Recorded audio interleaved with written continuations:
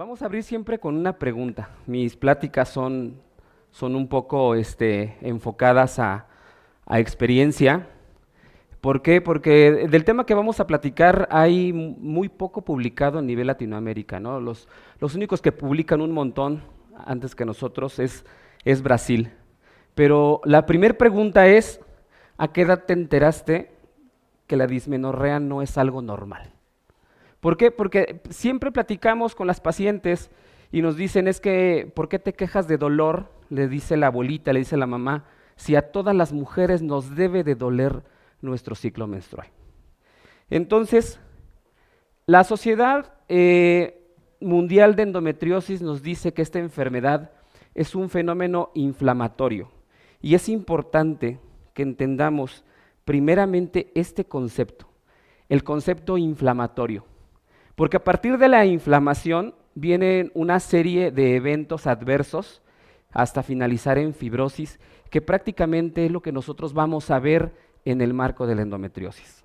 Entonces nos dice que se caracteriza con dolor pélvico e infertilidad, que estas dos son las principales causas del por qué la mujer va a consulta con el ginecólogo. Entonces tenemos que la endometriosis en general tiene tres presentaciones básicas. La presentación que el radiólogo no ve, que es esta, el radiólogo no la ve, que es la enfermedad peritoneal, que es la que los laparoscopistas dicen que es los granos de pólvora, que la vemos prácticamente diseminada en todo el peritoneo. La que vemos desde que somos residentes o nos educan para ver desde la residencia, que es la endometriosis ovárica, ¿sí? Y la que vemos después de muchos años de expertise, que es la endometriosis infiltrativa profunda. Entonces, la endometriosis infiltrativa profunda, que es en lo que yo más baso mi tema del día de hoy, es la enfermedad que ya adhirió, que ya pegó el útero con la vejiga, que con el recto, con los ligamentos, con el aparato ligamentario en general, y es la que tiene mayor tasa de complicaciones. Entonces, para nosotros, pues, ¿cuáles son los principales retos, no? El principal reto yo creo que nosotros tenemos como radiólogos de primera instancia es la comprensión de la anatomía pélvica. Yo creo que el paso número uno nosotros para empezar a hacer los diagnósticos es segmentar de forma adecuada la anatomía de la pelvis. Saber que tenemos un compartimiento medio, que no, es el primero que vemos, no por anatomía sino por importancia, un compartimiento anterior, un compartimiento posterior y dos compartimientos laterales. A partir de este raciocinio, ahora nuestro siguiente paso es nosotros como radiólogos entender la parte fundamental que aportamos nosotros a la laparoscopía. ¿Por qué? Porque tenemos que ir un paso adelante, tenemos que pensar también como laparoscopistas, obviamente no ejecutores, pero tenemos que saber que si yo estoy marcando que tenemos un ligamento redondo, ¿cómo se va a ver el ligamento redondo? ¿Cómo se va a ver el ligamento uterosacro? Porque pensamos que un ligamento uterosacro va a ser una banda como el músculo esquelético que siempre pensamos que tiene fibrina, elastina, bla, bla, bla, colágeno. No, sabemos que el ligamento uterosacro es un repliegue de unas fascias, ¿sí?, que hacen el piso medio y que realmente no es un ligamento, pero sí sostiene el piso de la pelvis, ¿no? Entonces, saber que existen espacios que nosotros vemos en la pelvis a nivel de resonancia magnética, pero en el momento que se mete la cámara y el primer trocar, el laparoscopista no los va a ver. Entonces, mi reto es decirle a él, oye, yo necesito que busques en este espacio en específico, que encontré un implante, pero tienes que romper y llegar. Entonces, cuando nosotros pasamos este nivel, ya podemos adentrarnos en este mundo de la imagenología de la endometriosis. Entonces, para nosotros, puntos claves para llegar a un diagnóstico adecuado en la endometriosis a nivel de imagenología. Sabemos que siempre la mamá de toda la medicina va a ser la historia clínica. Para nosotros es fundamental. ¿Por qué? Porque es más fácil que una paciente ya llegue segmentada, ya llegue tamizada del consultorio del ginecólogo, que es especialista en este padecimiento, y que ya nos llegue un poco más escogida, que no tengamos que batallar nosotros más, pero aún así nosotros hacer una buena clínica, tener un adecuado protocolo de ultrasonido y de resonancia magnética, ya sea que usemos uno, usemos el otro o ambos, que es válido, y crear un informe adecuado que tenga las herramientas para que los grupos de ginecología tomen una adecuada decisión, ¿va? Entonces, primero, antes que nada les presento la hoja de interrogatorio que yo les hago a las pacientes cuando llegan a la consulta de ultrasonido de resonancia magnética, que lo segmentamos en tres grandes cosas, ¿no? Primero, datos clínicos, datos generales. ¿Por qué? Porque es importante saber qué edad tiene una paciente. Sabemos que la prevalencia de endometriosis es mucho mayor en pacientes arriba de 25, 40 años, ¿no? No es lo mismo que me llegue una paciente con dolor pélvico asociado con una enfermedad mulleriana, con una anomalía mulleriana, una chiquilla de 14, 15 años, ¿no? A una señora de 65, 55 años, ¿no? Que realmente no va a tener una clínica tan florida o que su clínica de dolor pélvico no va a ser enfocada en endometriosis. Posteriormente vienen las preguntas enfocadas directamente a la clínica de endometriosis.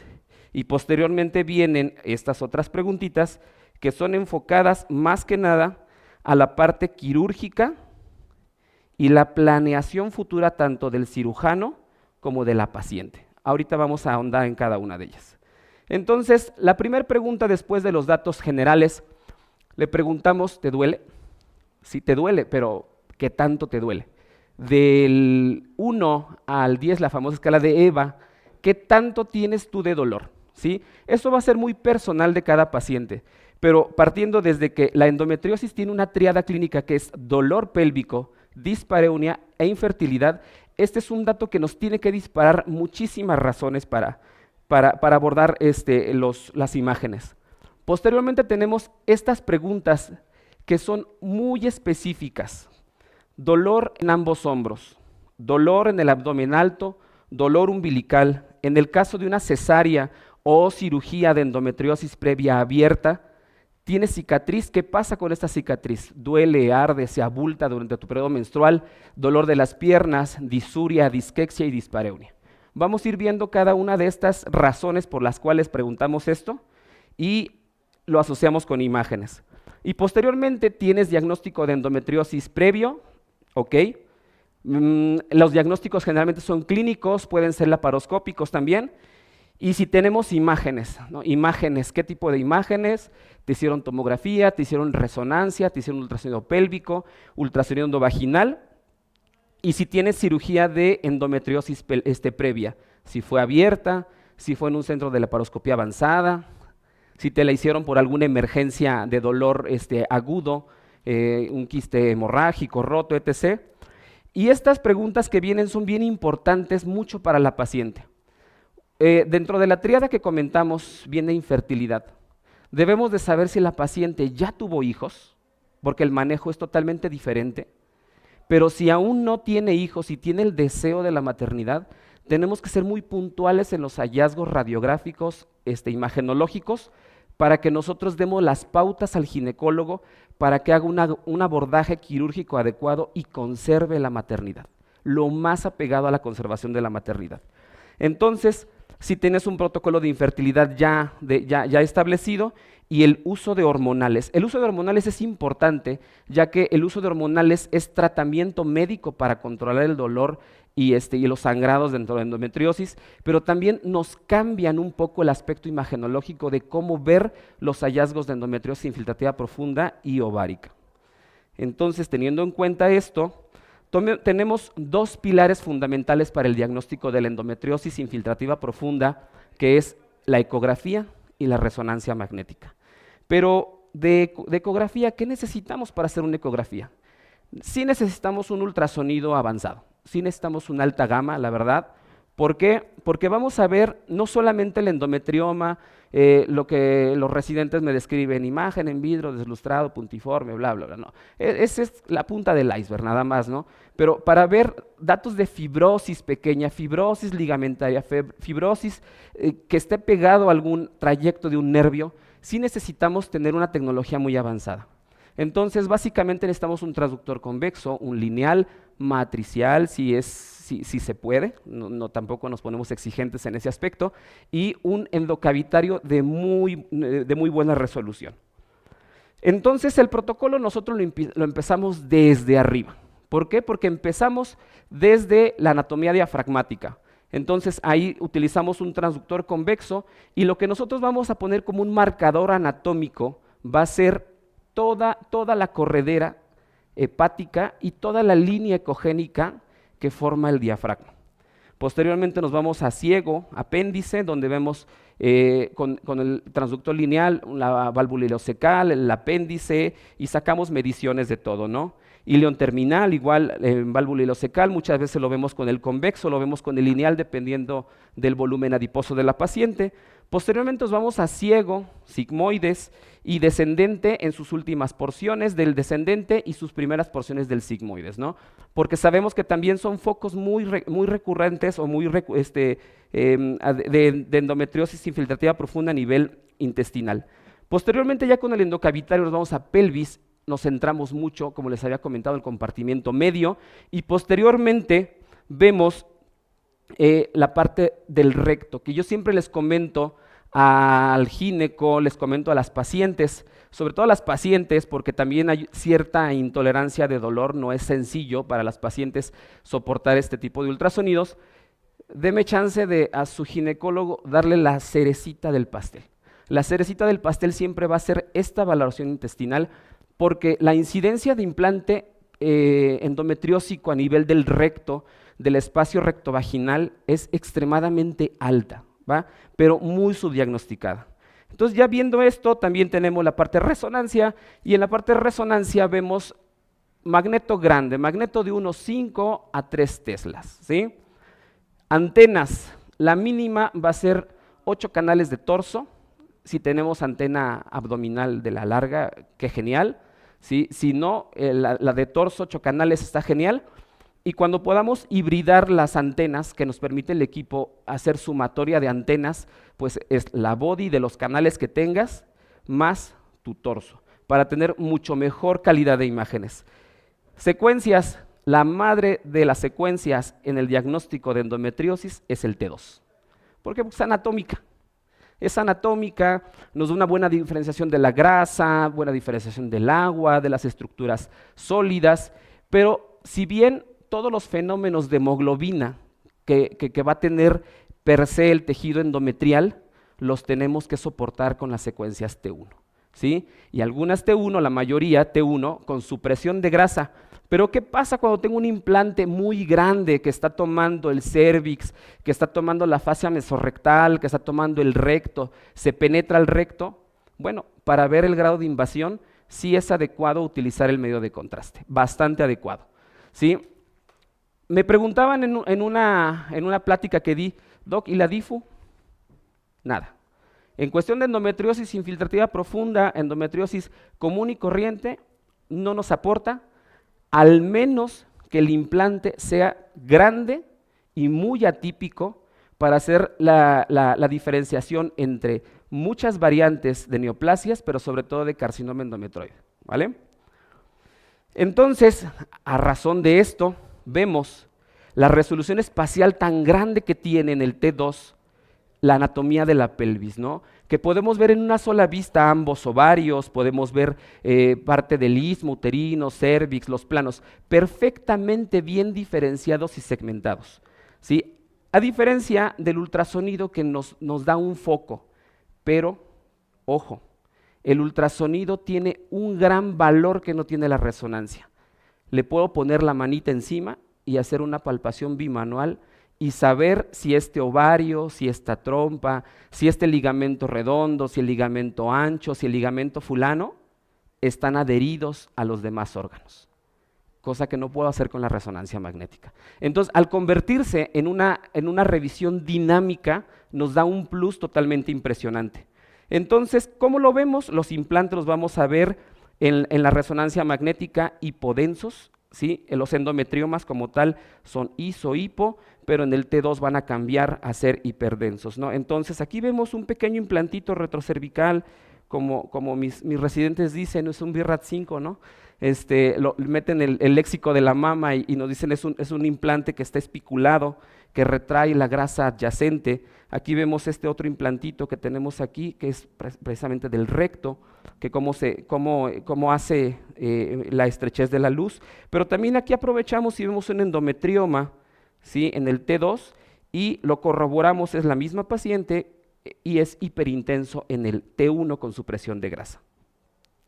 Así también tenemos 3 patrones que seguir en la ecografía, en donde vemos los implantes que son totalmente hipoecoicos, ¿sí? En la mayoría, en más del 60%. El endometrioma lo vemos como lo comentaba hace un rato, imagen en video de ilustrado, puntiforme, homogéneo, pero tenemos este otro patrón que es heterogéneo, que es muy propio de las adenomiosis, ¿sí? De las adenomiosis, que es una forma de endometriosis al fin y al cabo, y de los implantes que son heterogéneos, implantes con actividad glandular. Entonces, este ultrasonido se hace bajo varias premisas. No podemos llegar, el ultra y la reso, de hecho las indicaciones son enfocadas a los dos. No podemos llegar y que me baje del consultorio ginecólogo y me diga, oye, porfa, Misa, ¿me haces este estudio? No. O sea, es un estudio que se prepara a la paciente con anticipación de 48 horas por lo menos, ¿sí? Entonces le damos dieta libre de harinas, libre de irritantes, porque mi peor enemigo en el ultrasonido siempre va a ser el gas.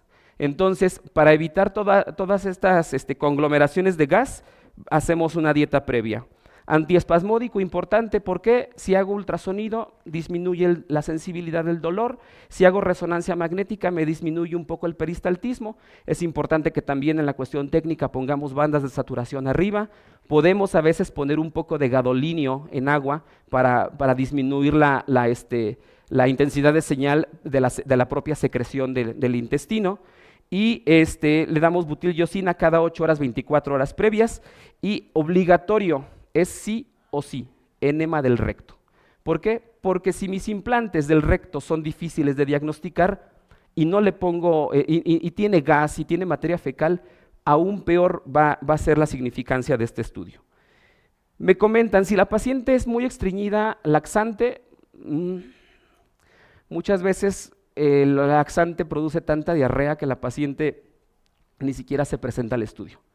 O nos pide pausita para pararse a ir al baño y el ultrasonido, lejos de llevarse sus 40 minutos que se lleva de manera ordinaria, se puede llevar hasta 1 hora y media, ¿no? Entonces, dependiendo si la paciente se conoce como que no me hace nada el enema, pues también valorar la parte de laxantes, ¿no? Y bueno, y ahora sí, radiólogo, haz lo tuyo. Siempre somos objeto de burla, de memes, ¿no? Doctor, usted cállese y correlacione con la clínica como ponen sus reportes, ¿no? Entonces, sí, hay que tomar lo nuestro, pero hay que tomarlo bien, ¿sí? Entonces, ahora sí, vamos a ver. Señora, señorita, ¿a usted le duele el hombro, le duele la escápula, le duelen ambos hombros o la región interescapular durante su ciclo menstrual? La respuesta es sí. Vámonos al protocolo de abdomen superior. Tenemos que buscar irritación frénica por implante del diafragma. Entonces, como les había comentado, tenemos que hacer como el clásico ultrasonido de hígado y vías biliares, pero más enfocado no en el parénquima, no en la vesícula, sino en toda la línea diafragmática. Entonces, ¿cómo vemos un implante del diafragma?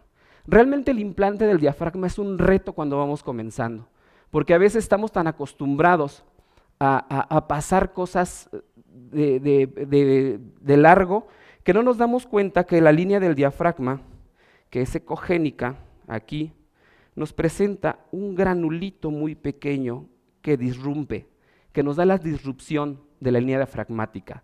Les había comentado, los implantes son hipoecoicos. Entonces tenemos que medir cuánto mide, valga la redundancia, el implante en su porción longitudinal y posteriormente en su grosor, ¿sale? Y vemos que los implantes de diafragma son extremadamente pequeños, pero son extremadamente sintomáticos. La paciente que les diga, sí tengo dolor en el hombro durante la menstruación y no me explico por qué, hasta que no encuentren el implante no pueden pasar al siguiente paso. Corroboración con resonancia magnética es lo más fácil, pero en la cuestión de tiempo que platicábamos, ayer platicaba uno de los doctores que muchas veces para hacer un buen hígado, pues te llevas 1 hora en la resonancia, ¿no? Entonces, échale un hígado más la pelvis, pues ya son 2 horas, ¿no? Entonces lo vemos como zonitas pequeñas, granulares, hiperintensas, que también de repente son difíciles de ver. Sin embargo, la sensibilidad que se tiene en el ultrasonido es demasiado alta. Entonces aquí vemos esta laparoscopía en donde están en la parte inferior, pero ya se suben al hígado. Y vemos por aquí, vean el hígado en la parte de la cúpula diafragmática, hasta arriba, ahí están los implantes. ¿Sí? Es como si hubieran dado cerillazos en el diafragma. Y encontramos los 2 implantes que acabamos de ver, se encontraron, hay un tercero más pequeñito ahí, y ahí están los implantes, como granitos de pólvora con como con espículas, ¿sí? Entonces, esa es la formación del implante, es como vemos nosotros los implantes. Posteriormente nos bajamos, ya encontramos el implante de diafragma, vámonos, mi paciente tiene cicatriz, o también me refiere que le duele el ombligo, ¿sí? La porción umbilical también tiene muy alta incidencia en endometriosis. Cuando tenemos endometriosis del compartimiento anterior, generalmente por el uraco, el ligamento que dejó el primitivo uraco, podemos tener ascenso de implantes de endometriosis. Entonces es cuando encontramos nodulitos en el hígado, en el ombligo, y encontramos también algunos nodulitos dentro de los rectos intramusculares, como este nódulo hipoecoico irregular, pero la forma de explorar el ombligo, o lo que nosotros hemos hecho, lo exploramos con el endocavitario, ¿sí? Llenamos el ombliguito de gel y metemos el transductor y vean que son pequeños implantes que generan zonas de fibrosis inclusive, Entonces, fibrosis crónica. Le comentaba a uno de los doctores que afortunadamente el hospital donde trabajo tiene un equipo de ultrasonido muy avanzado, y si alguien hay aquí de músculo esquelético, que me disculpe de sobremanera, pero tenemos nuestro palito de hockey, bien padre para articulación. Perdón, yo lo uso para ver los ombligos. Sí, entonces, depende de la tecnología que vayamos teniendo, ¿no? Pero pues nos da mucha resolución y lo agradezco mucho, pero en mi hospital no hay quien haga músculo. Entonces, ¿qué vemos en resonancia? Resonancia magnética a nivel de implantes de cicatrices es un 100% de eficacia. O sea, es un estudio muy topográfico, muy anatómico, que nos da perfectamente bien en dónde está el nódulo. Nódulo irregular, predominantemente hipointenso, y vean cómo hace tanta fibrosis que va tomando la grasa y la va retrayendo. Esta paciente tenía antecedente de cesárea previa, ¿vale? Entonces, dolor de las piernas. El dolor de las piernas tiene muchas injerencias en la cuestión del dolor pélvico crónico, también asociado con pélvico crónico, porque no solamente se puede dar por endometriosis, ¿sí? Se puede dar por síndrome congestivo pélvico también, se puede dar por muchas razones más. Sin embargo, enfocado a endometriosis, debemos de indagar datos de neuropatía. Vamos a ver ahorita por qué. Entonces, aquí vemos un casito que tuvimos de un abultamiento inguinal, ¿sí? que tenía esta pacientita, y era catamenial. Cada menstruación se abultaba, tenía dolor de la ingle y tenía dolor de las piernas. Entonces encontramos en pleno ciclo menstrual que tenía una lesión heterogénea, ¿sí? Que tenía una excrescencia intrínseca y tenía sangre prácticamente dentro, ¿no? Tenía vasitos sanguíneos en esta zona, resonancia magnética, y nos encontramos un implante endometriósico bilateral, ¿sí? Un implante endometriósico bilateral, sin embargo, era activo. Sangraba en cada ciclo menstrual, el otro nada más inflamaba, sangraba, ¿sí? Entonces, conducía a una hernia, pero en esa hernia estaba abultada por el implante, ¿va? Esta es una catástrofe, ¿no? Hablábamos hace un momento de los cortes sagital, coronal, axial, pero también de repente los ortogonales nos ayudan mucho y tenemos que darle todo el material adecuado al ginecólogo, ¿no? Entonces aquí tenemos 2 grandes desgracias. Tenemos un mioma, ¿sí? Un mioma gigante, un mioma uterino heterogéneo, ¿sí? Que se sale de la serosa, entonces se sale más del 50%, es un FIGO 6, lo categorizamos así. Sin embargo, acá aparte de que aquí tiene un implante endometriósico, ¿sí? Tiene este gran endometrioma, o este gran grupo de endometriomas, porque es otra de las claves. Tenemos que decirle al ginecólogo cuántos endometriomas. ¿Por qué? Porque son las cápsulas que él va a mandar en el raspado que va a hacer del ovario, porque ya no es tan indicado quitar los ovarios y más cuando es preservación de fertilidad. Pero ¿qué pasa? ¿Qué pasa con el receso lateral? El receso lateral está totalmente obliterado. Entonces sabemos que por ahí pasan los plexos, ¿no? Pasa el plexo sacro que hace el hipogástrico. Entonces empieza a haber datos de neuropatía. A mí me han llegado pacientes a la consulta, en verdad, con el pie arrastrando, así, que tienen disminución de la fuerza motriz. Otra de las situaciones que veamos este otro endometrioma gigante, ¿no? Es un endometrioma grandísimo.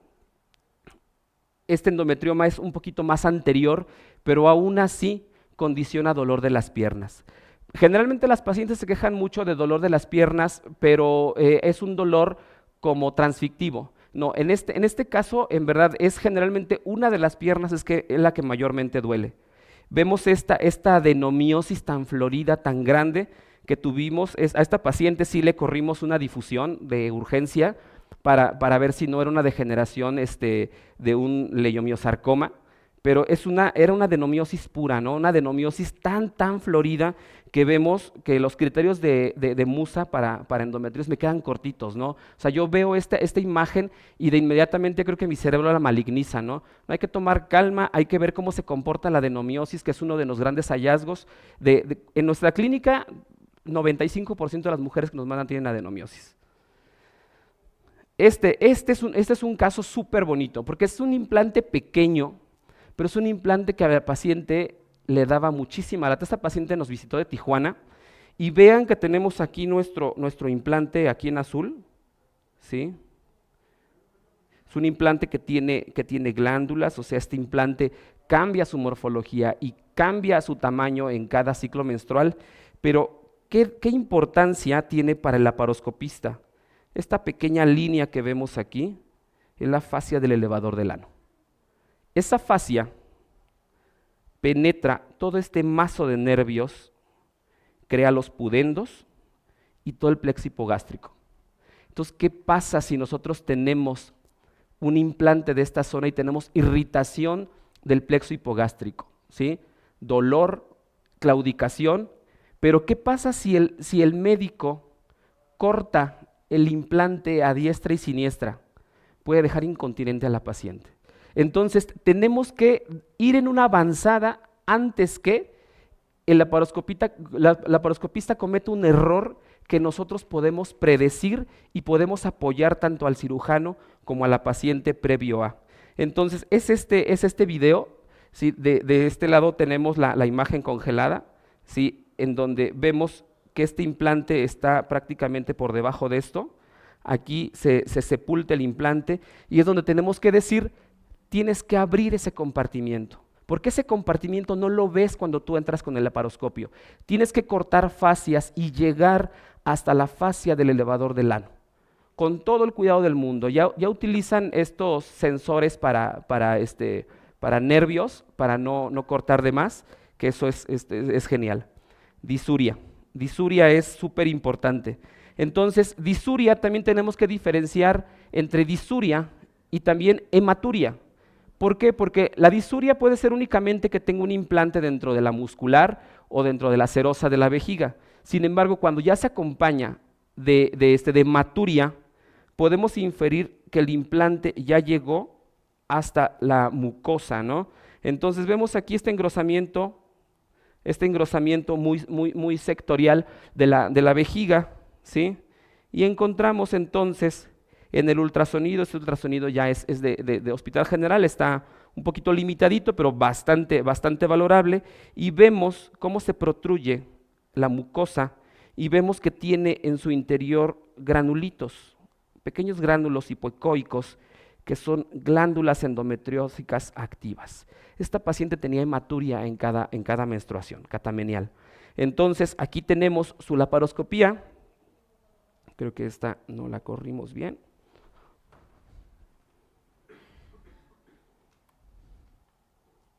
Un segundito nada más. Porque es muy importante esta. Y vean, aquí está su implante. Aquí está su implante de la vejiga, ¿no? Sabemos que la vejiga llega hasta la superficie anterior del istmo, o sea, están comunicadas. ¿Ya no se ve? Ahí está. Yo bien emocionado aquí. Listo, ahí está, miren. Ahí donde puso el aspirador, ahí está el implante. Ahí está el implante precisamente. Entonces, disquexia. Otro dato importante, ¿no? Disquexia, porque aquí viene la parte fundamental de nuestro mapeo. Esta paciente tenía un cuadro oclusivo intestinal con un diagnóstico previo y con una cirugía previa, no laparoscópica, una cirugía abierta de endometriosis con protocolo de infertilidad. Esta paciente se tenía de todo un poco, ¿no? Entonces nos llega a urgencias. No nos llega precisamente por el lado de la clínica de endometriosis, llega a urgencias por un cuadro oclusivo intestinal visto en una plaquita en una clínica más pequeña. Tomografía, sin duda, ¿no? Oclusiva. La tomografía está totalmente oclusiva. Entonces, le hacemos un ultrasonido porque era premura. Aquí no teníamos chance de resonancia magnética, era premura. Y encontramos esta zonita en donde tenemos confluencia de algunas estructuras intestinales, ¿no? Y vemos esta zona aquí, no se mueve, retrae la grasa, la presionamos, no se modifica, ¿sí? Pero no tiene Doppler importante, va para adentro, cirugía. Entonces, y en esta cirugía vemos aquí ese muñón en donde se convergen varias asas, se hace una hernia, se tuerce el intestino, ¿no? Vemos granitos de pólvora como vemos en esta zona de aquí, granitos de pólvora, y esta paciente tiene un diagnóstico de endometriosis, pero aquí en el centro, ahí en el centro de esa umbilicación, ahí está el implante de endometriosis, ¿sí? Entonces, ahí tenemos otra placa, detrás de esa grasa que están ahí, eso rojo que vemos aquí, es que no lo puedo señalar con el tiempo real, pero toda esa zona tenía endometriosis del ilion terminal. Entonces, la paciente se le hizo una resección, ¿sí? Se fue sin estoma a su casa, eso es importantísimo, y se resolvió. Pero vean, tiene más endometriosis, ligamento ancho, ligamento redondo, lo vemos perfectamente bien ahí, la fase anterior de la vejiga se veía al fondo.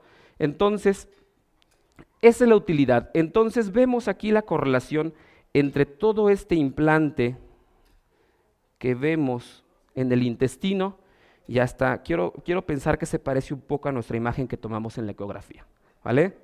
Entonces, apéndice es muy frecuente y muchas apéndices fugaces, apéndices sin elevación de leucos, que no cumplen al 100% criterios de Alvarado demasiado extremos y que es un apéndice que se resolvió en el paso de 2 días. Implantes por endometriosis. Bien, este caso también es un caso muy padre, es un sigmoides, vemos aquí, esta es la morfología del descendente. Vean posteriormente cómo se abre y se fenestra, pero aquí encontramos esta lesioncita. Esta pequeña lesión es una lesión hipoecoica. Si se dan cuenta, aquí vamos a borrar esta línea, invade un poco la muscular de tal manera que modifica la mucosa de este lado, ¿sí?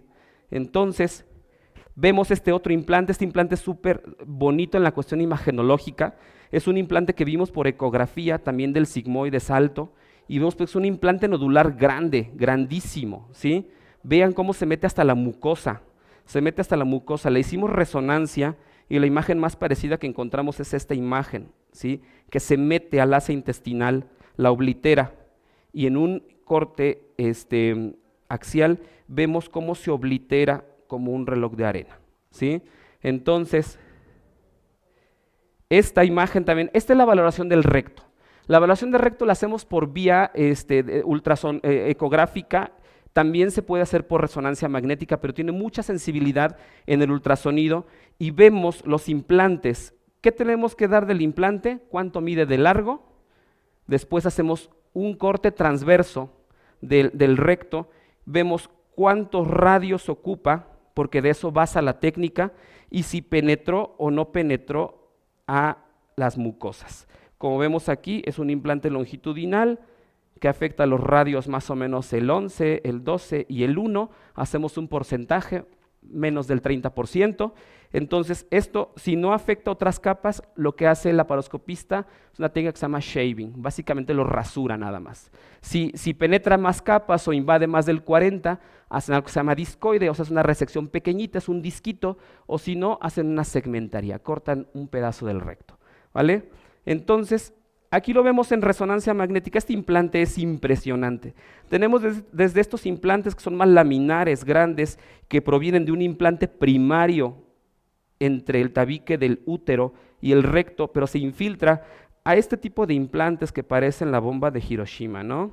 Sí, son implantes totalmente grandes que se meten a la luz y que provocan mucha sintomatología en las pacientes. Tenemos este tipo de implantes que son concéntricos, ¿sí? Este implante, por lo mismo del fenómeno inflamatorio, provoca pockets de líquido alrededor de, y aquí vemos esta obliteración. Vean cómo la fascia, esto ya lo había presentado, pero vean cómo la fascia mesorrectal, sí, que debe de estar totalmente redonda, se hace como un corazón, ¿sí?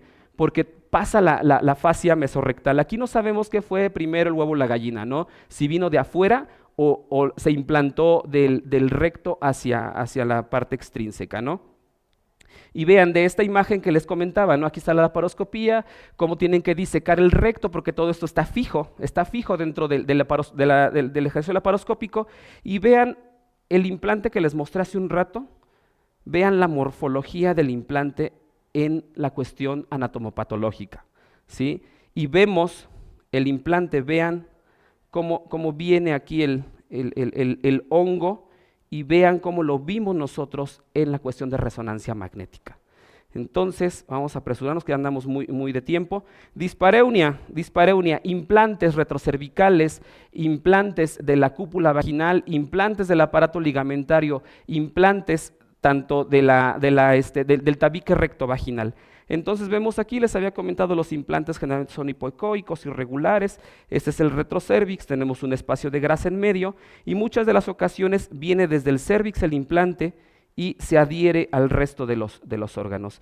El ligamento uterosacro, como les acaba de decir, sabemos que en general los ligamentos los vemos heterogéneos, predominantemente hipoecoicos. No, el ligamento uterosacro es totalmente ecogénico, ¿sí? Ecogénico. Entonces vemos aquí un implante grande del ligamento uterosacro en su porción de unión con el cervix, y tenemos otros implantes porque del ligamento uterosacro tenemos cara A y cara B, ¿sí? Entonces de la cara no visceral tenemos otro implante que está en esta topografía.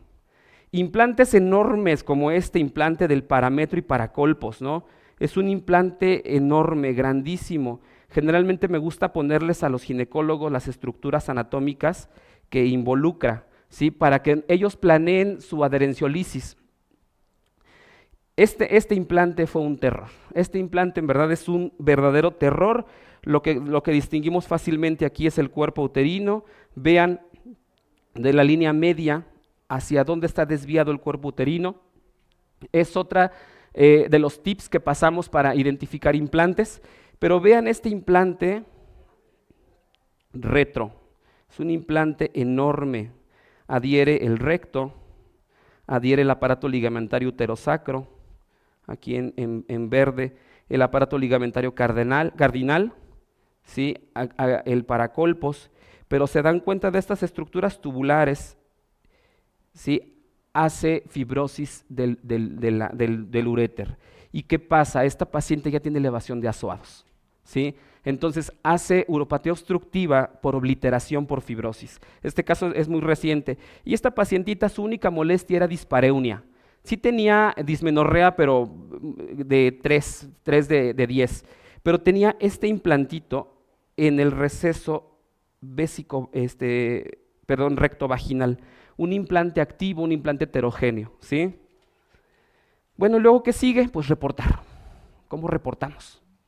¿Cómo reportamos? Hacemos un reporte estructurado, ordenado, en donde hacemos la observación junto con su imagen que encontramos, Y al final damos una categorización con respecto a una clasificación que hicieron los laparoscopistas, pero no las prestan a los radiólogos, ¿sí? Que se llama clasificación de Encián, en donde esta clasificación básicamente aborda estos sitios, pero posteriormente lo que nosotros hacemos es compartirnos la información. Entonces, así nace la clínica de endometriosis.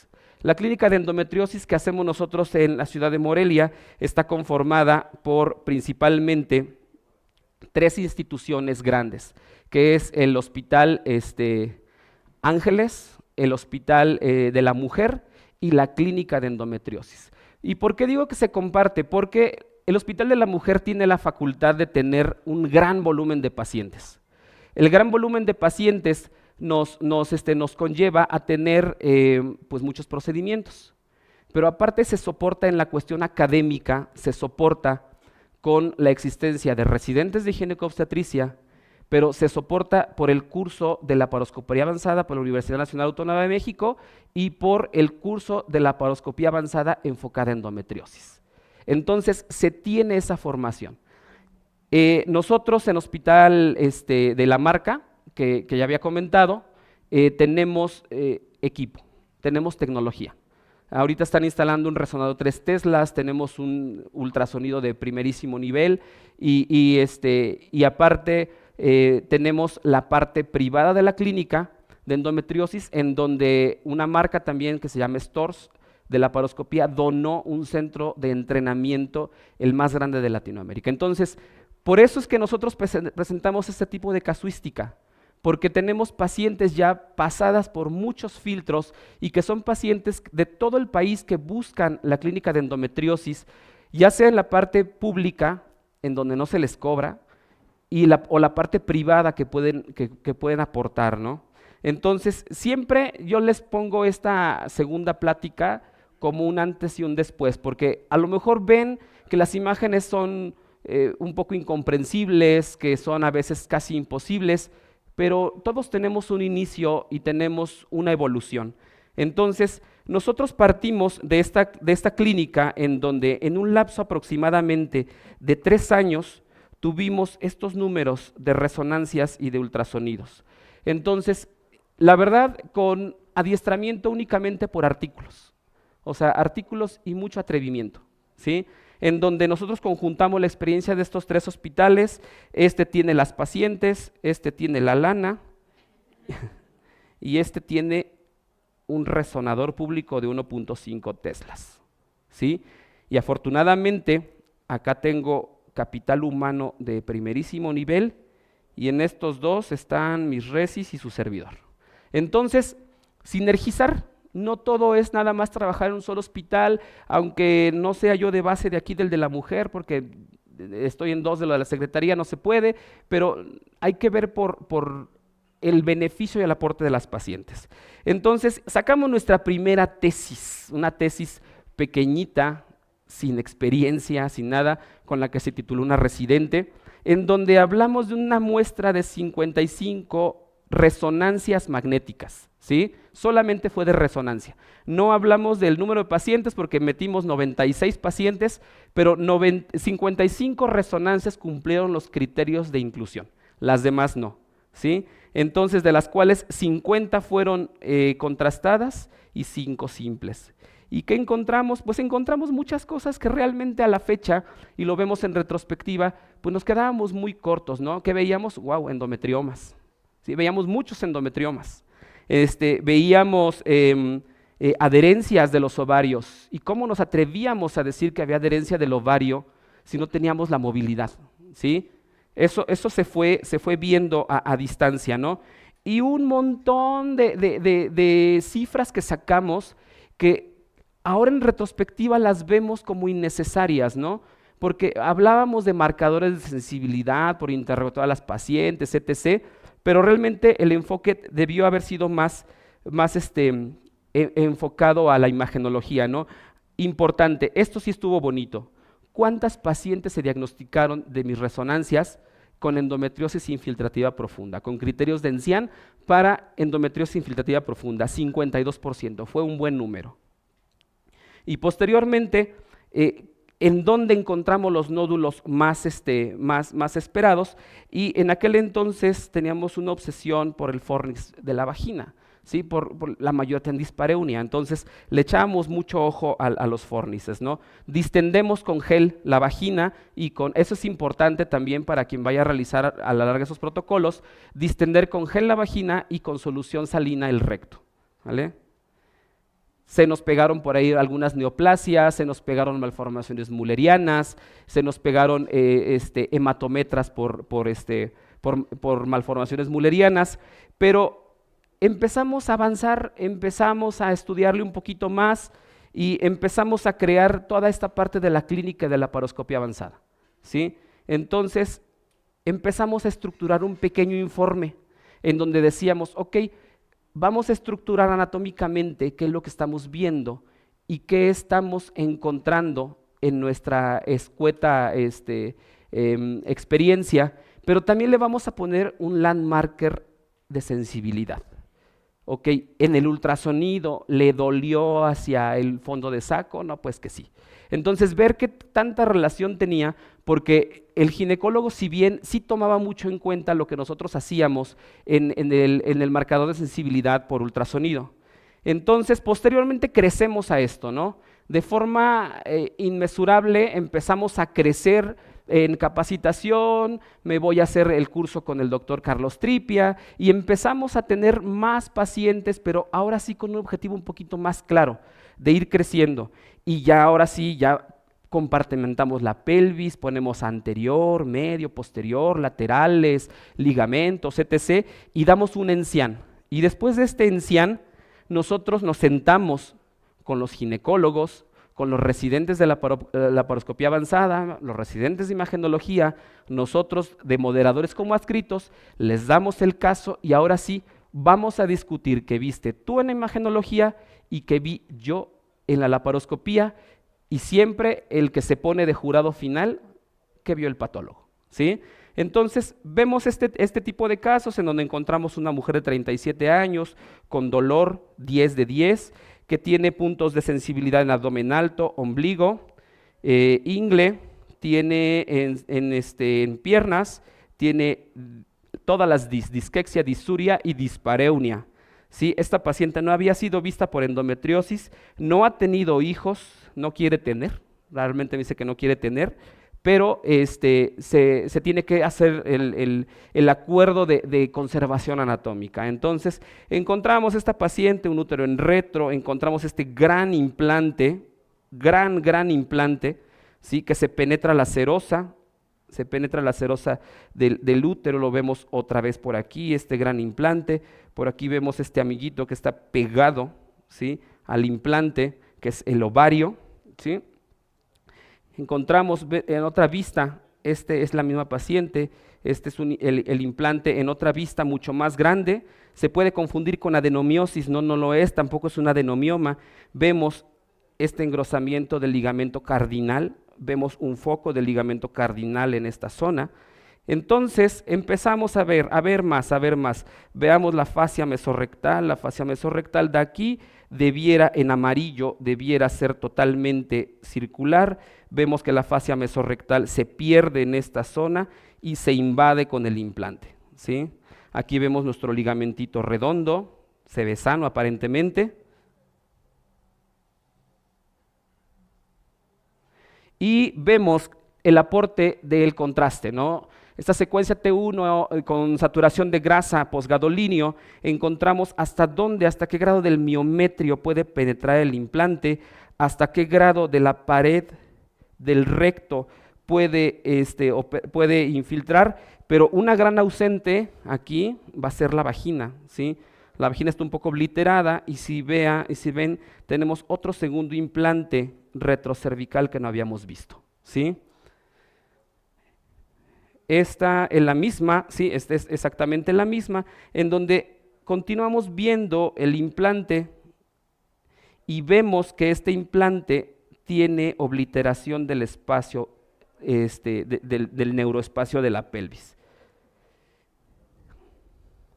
Aquí vemos que tiene algunos endometriomitas también, y aquí tiene una parte glandular del implante, no es un implante meramente activo, ¿sí? Tiene implante de la vejiga, de hecho fue del caso que les puse hace un rato, ¿sí? Vean cómo diferencia perfectamente bien con la secuencia T1 con saturación de grasa en posgadolíneo, ¿sí?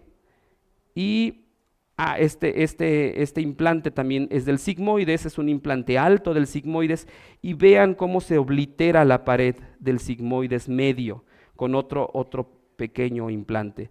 Este es un implante de la misma paciente que lo vimos a nivel del apéndice, vemos cómo se disrumpe la pared del apéndice, y aquí viene la laparoscopía, ¿no? Entonces,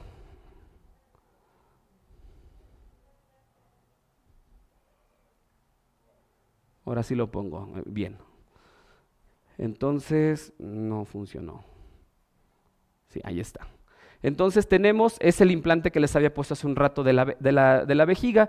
Vemos el implante, vemos el ligamento uterosacro, el apéndice del lado, la vimos acá, en esta parte de acá el apéndice, y vemos cómo está totalmente este implante, el implante grande que veíamos, es ese que está tocando el aspirador.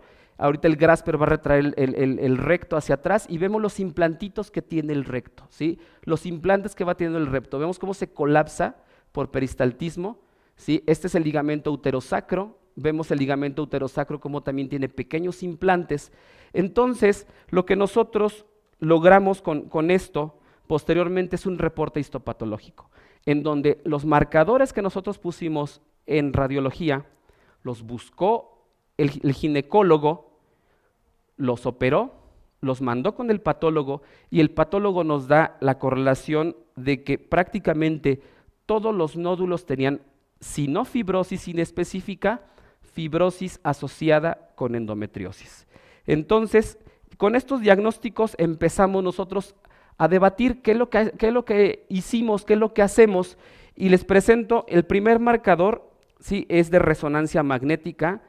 Y vemos nuestra primera etapa de la clínica, en donde prácticamente no veíamos diafragma porque no lo incluíamos en el protocolo, no veíamos apéndice porque decíamos que era imposible, ¿sí? Seguimos todavía batallando con las apéndices, pero hacíamos situaciones muy particulares como la pared abdominal, en donde le dábamos prácticamente el 100% de sensibilidad diagnóstica, pero vean la progresión que tuvimos a raíz de 2 años aproximadamente que hemos trabajado en la clínica de la laparoscopía. Entonces, hemos crecido, la verdad, a pasos agigantados, empezamos a ver un poco más y empezamos también a capacitar personas, ¿no? Porque no es posible que solamente Morelia, que es una ciudad pequeña, tengamos este tipo de desarrollo, ¿no? Hay que llevarlo al resto de las ciudades, ¿no? Implante del recto, o sea, la correlación del implante del recto ha sido bastante buena en el número de implantes. En la longitud del implante hemos tenido un acercamiento hasta el 90% versus la laparoscopía, de invasión circunferencial hasta del 90%, y la invasión de las capas es lo que nos está fallando un poco, pero realmente es serosa muscular. Si tiene muscular, se tiene que cortar, ¿vale? Entonces, básicamente no cambia mucho el aspecto quirúrgico, pero en la invasión circunferencial, que es lo que sí da entre las técnicas quirúrgicas adecuadas, tenemos un adecuado apego con el laparoscopista. Y bueno, en conclusión, ¿qué es lo que podemos dar? Pues nuevamente, como lo comentaban ayer, lo comentábamos hoy, la ecografía es 100% operador dependiente. Entonces, tenemos que crear puntos de expertise. Quien tenga la iniciativa de ver endometriosis, lo invito a que veamos juntos casos, porque tenemos que crearnos expertos. O sea, yo estoy ahorita en un punto en donde estoy corriendo tras una curva de aprendizaje. Entonces, necesitamos gente que se una a esta labor, ¿no? Rodearte de expertos multidisciplinarios te hace crecer muchísimo. ¿Qué pasa si nada más vamos por la misma calle, pero de diferentes especialidades y ni siquiera nos volteamos a ver? No crecemos. O sea, el hecho de que a mí el ginecólogo me diga, hiciste bien, hiciste mal, sobreestimaste, subestimaste, eso a mí me incrementa mi sensibilidad en el diagnóstico. Entender la parte clínica, no ser ignorantes de clínica, ¿no? Entender cuál es la traducción de cada una de las molestias clínicas y qué buscar, qué puntos anatómicos encontrar dentro de la resonancia, qué ir a buscar en el ultrasonido es totalmente válido para hacer un buen diagnóstico. Y sobre todo, estructurar reportes. No podemos estar reportando un día así, al menos que sea para cambio, ¿no? Que sea para cambiar, que sea para agregar. Pero no puedo reportar un lunes como me dio la gana, el martes como esté de humor y el viernes como ya nos están esperando para el bar, no interpretamos nada, ¿no? Entonces, prácticamente estructurar nuestros informes. Esta es parte de la clínica de endometriosis, el grupo multidisciplinario internacional y el grupo nacional. Nos encontramos en la ciudad de Morelia y pues de antemano muchas gracias.